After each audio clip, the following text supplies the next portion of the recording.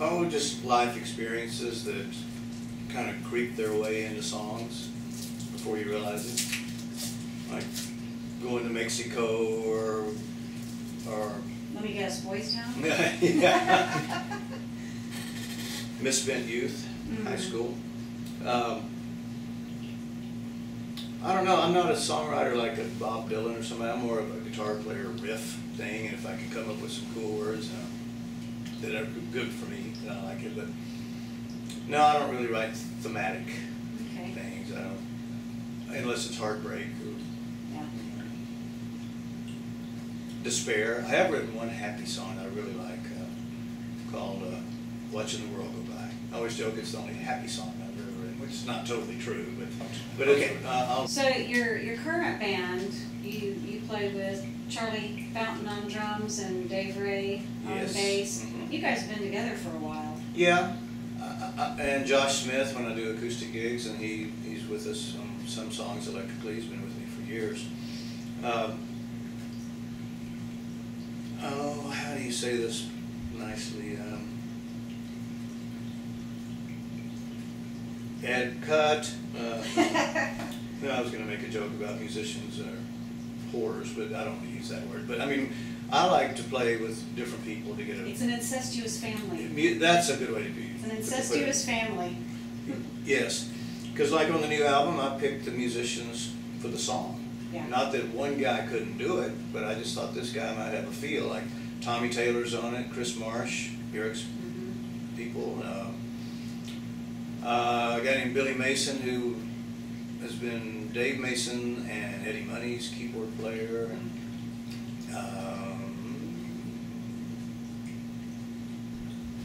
other people. Yeah. And so you just kind of like pick them to fit the song, and everybody's so good. So when you play Van Wilks with Charlie Fountain and Dave Ray, you guys have been together so long, do you develop more of a relationship like brothers, like co-workers? Yeah, it's real intuitive, and I'm just talking about the stage here, where, like in France, my last tour, economics dictated that I use French musicians. Gotcha. And they're good, and but I couldn't just take a left turn with those guys like I could with Charlie and Dave.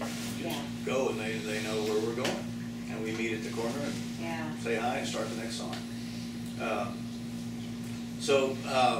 And every musician has that kind of relationship with, they work with somebody long enough.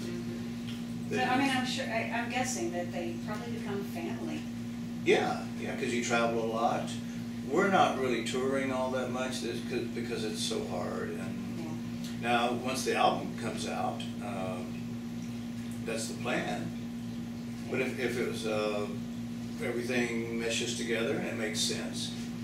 But that's what we've been talking about this whole time, is how much the music business has changed and evolved into this thing called business, which it didn't used to be. I've always said that, for me anyway, I got into this because it was fun. You know, I was a teenager and I went, oh, this is cool, this is fun. Then you fall in love with it and you really try to learn it, or you just do. You just start learning. So you get into it for fun and a hobby. Then it becomes, if you want to take it this far, then it becomes an obsession. Then it becomes a business.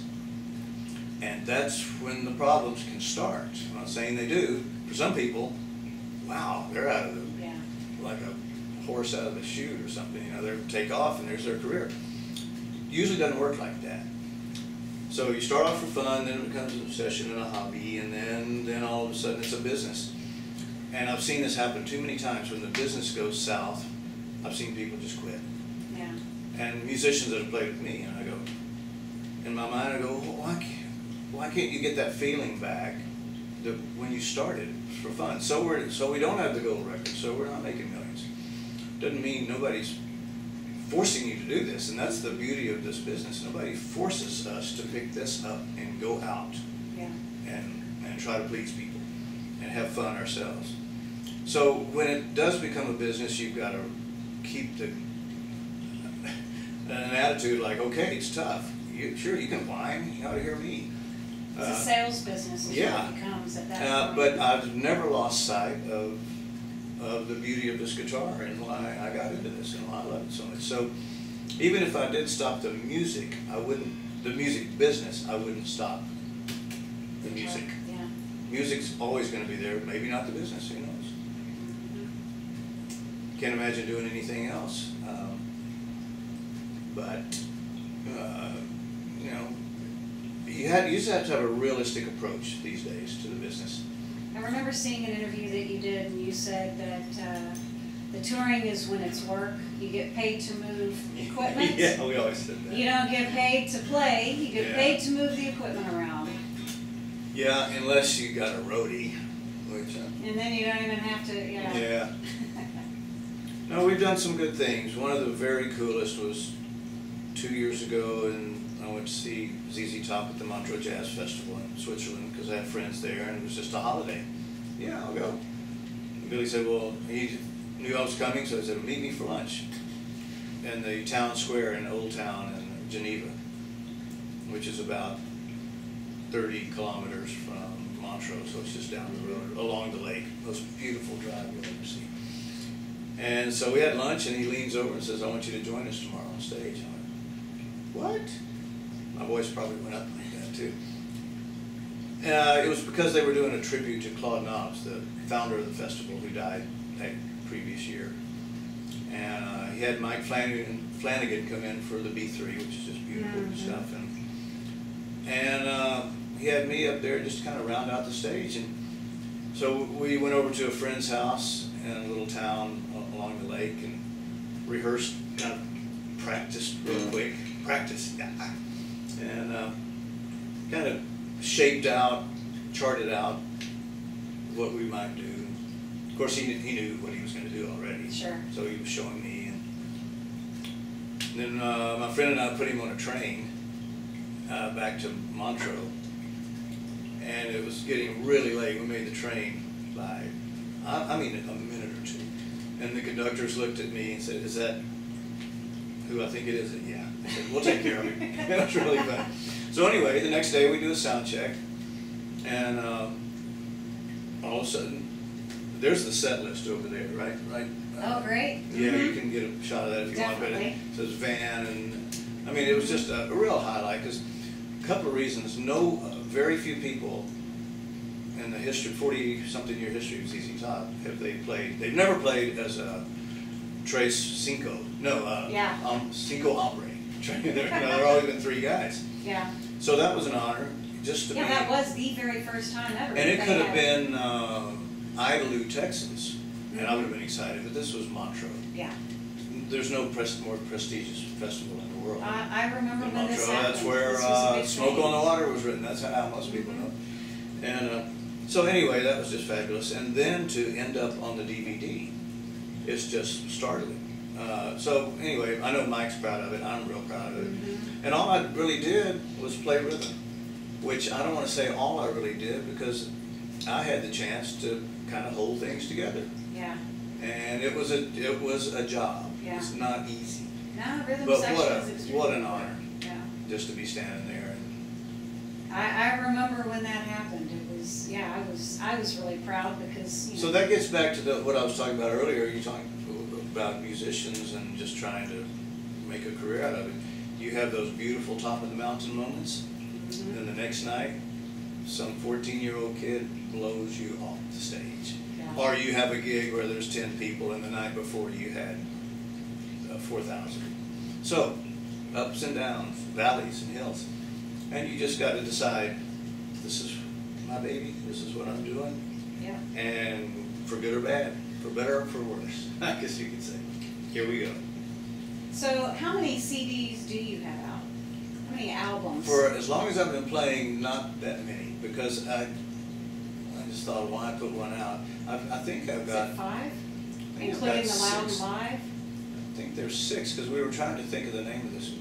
Well, I've got Bombay Tears, that was the first vinyl, then Boys Town, which is a 4-song EP.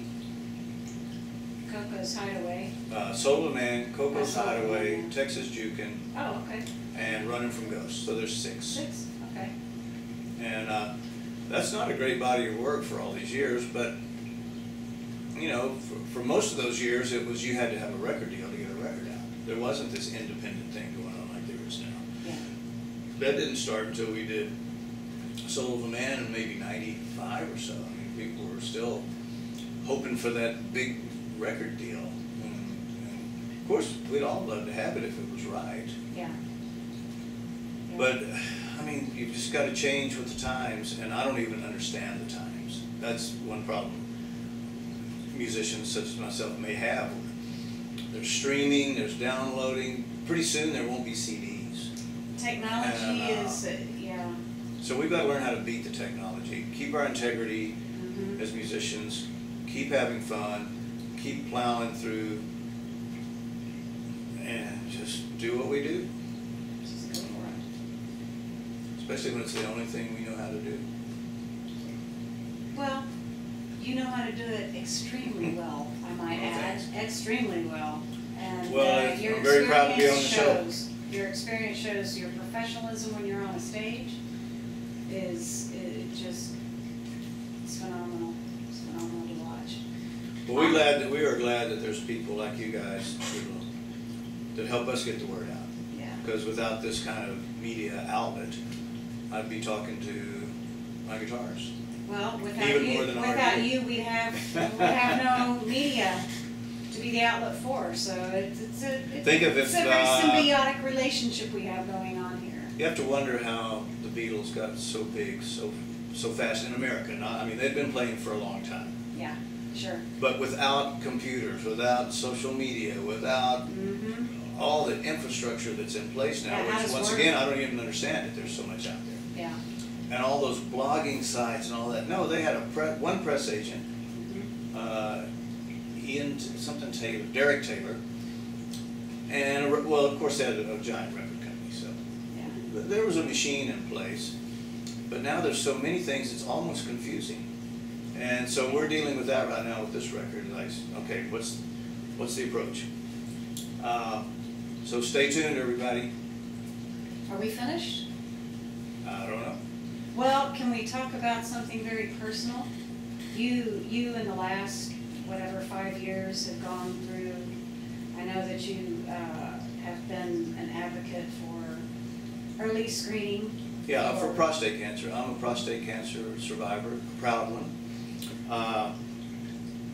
I was, like most guys I know, fairly ignorant of even what a prostate gland is, which we won't get into that now, but a friend of mine, a great Texas guitar player, Chris Holzhaus, he died of colon cancer. So everybody just loves the word colonoscopy. But I went to talk to a urologist about it and said, you know, I'm 57, what should I be doing? Because I have a family history of MS, and I just try to be a little bit proactive, not a hypochondriac, but just stay on top, just you know. So they checked me and went, something's not right here, there's an irregularity. So anyway, I had a biopsy. Went to London for a vacation over Christmas, came back, and they said, bring somebody with you. And you know what that means. And to me, it was always other people with cancer or other people with car wrecks or other, you know, it's never you. So I just jumped on board, and I called all these great doctor friends and fans I have and said, this is you, what would you do? And they recommended some books, and so I researched it. I freaked out at first. And there's so many ways to approach it that we don't need to get into that here, but I ended up having Da Vinci robotic laparoscopic surgery, and they got it out. There was still a year of healing, you know, where I could have that quality of life back that we all enjoy. Yeah.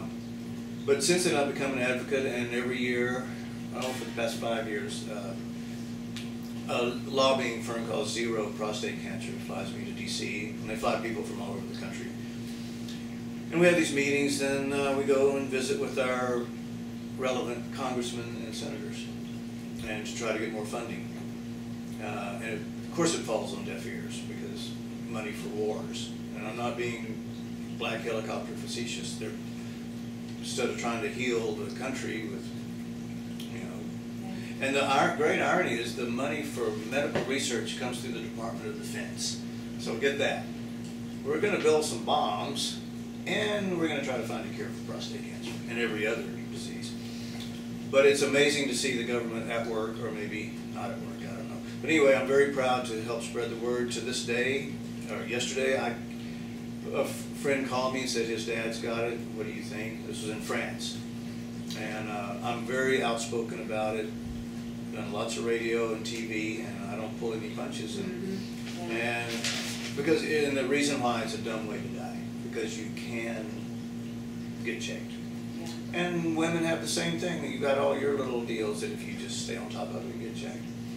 And I certainly am no medical guy, but I'm a guy that went through it, and I think I know what worked for me, and I can just spread that knowledge of what I went through and what you don't want to have to go through, and you won't if you are proactive about it. And now back to the music. Tell us about your gear. My gear. Well, this is my 1969 Black Beauty Les Paul, which until last year I thought it was a 68. My daddy bought it new for me on the way to look at college in San Marcos in early '69. And so every mark on it is mine, and I'm very proud of it.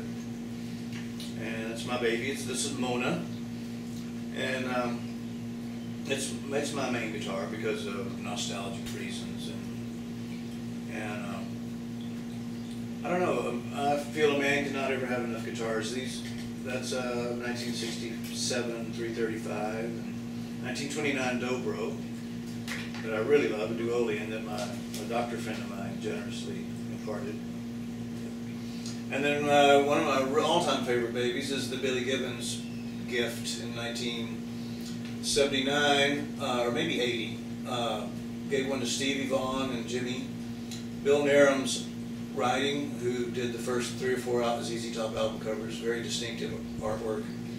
His name, that's his logo, and knobs go up to 11 before Spinal Tap. Some of us still think it's funny. And Mary Kay Strat that I really love. I just like, I don't have the need to see how many guitars I can find and have. Don't have the money either. This was $500 when I first got it.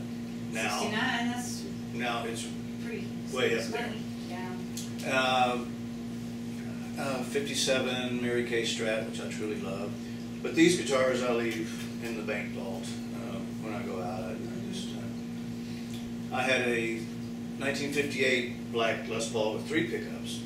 That the very first time we opened the ZZ Top in a football stadium in Tallahassee, my manager, their manager, handed it to me. 1 year later in Dallas, some guy jumped up on the stage during a break and never saw it again. And that's what hurts, when there's something meaningful like that. Like my dad bought this for me, Bill Ham gave me that.